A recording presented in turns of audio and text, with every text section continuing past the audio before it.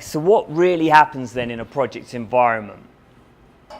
We get interruptions. Do we accept anyone who's worked on a project, and a lot of work is like projects, you get interruptions. These lead to delays. The conventional responses to delays in projects is to start as soon as possible. I know I'm going to be delayed, so you better get that project kicked off because we're on a tight time scale. What this leads to is resource contention. We have the same resources working across numerous projects, so now because we're starting more, there's more projects in execution, so we end up with resource contention.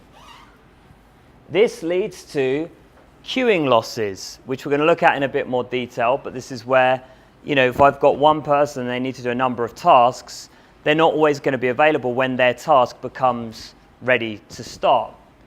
Does that sound familiar to anyone in a project environment? And then you also you're awaiting a feeding task. So I might be a resource who's working across many projects, and then I have moments where I don't have anything to work on, despite there being lots and lots of stuff in progress. This leads to delays. So it's a negative feedback loop. So what do? We set task due dates, right? We say you can't be delayed. This task must come in on time. The classic logic is, if all of these tasks come in on time, and this is the logic, then the project should come in on time. Do we all accept that that logically makes sense?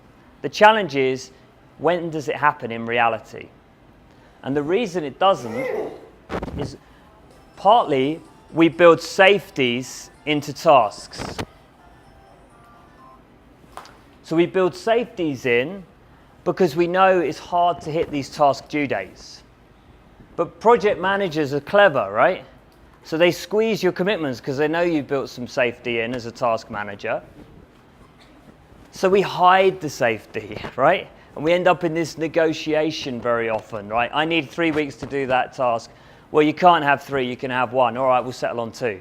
But that's not a logic for how long it's really going to take.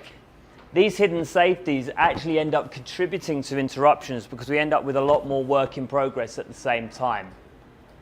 And there's also some human behaviors we need to consider when it comes to working in a project environment, which we're going to talk about in more detail now.